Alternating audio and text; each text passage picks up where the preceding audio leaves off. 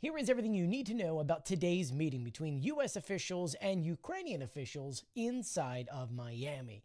Let's break it down. It was around 10:30 this morning when a meeting between US Secretary of State Marco Rubio, the US Envoy for Peace Steve Witkoff, and Trump's son-in-law Jared Kushner sat down with Ukrainian representatives. On the Ukrainian side, it was the National Security and Defense Council secretary who essentially led everything with other Ukrainians there. Interesting side note, this took place in Steve Witkoff's own private golf club inside of Miami.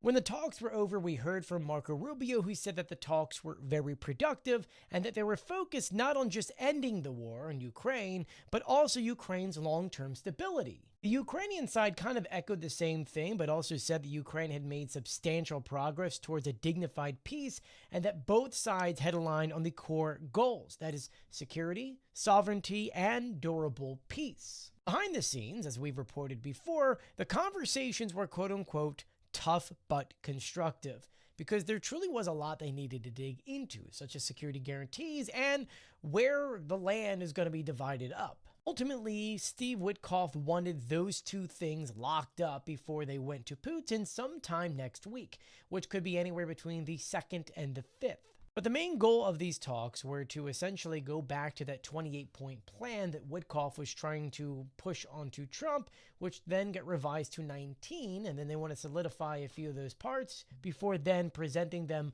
formally to the Russians. The Russians do have a copy.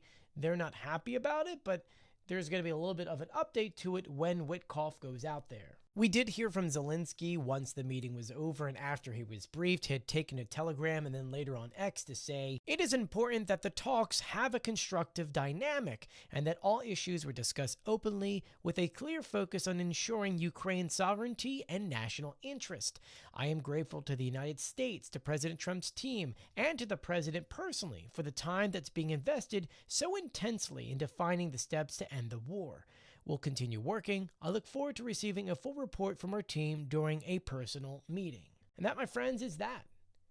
We really haven't gotten much after those things, and it kind of makes you wonder how the conversation actually went. From what we're hearing, yeah, it was intense, but it seems like it went really well.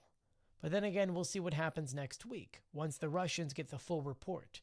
But let me know what you think about all of this in the comment section below. I'll be sure to keep you updated, so please do share my videos and follow me for more.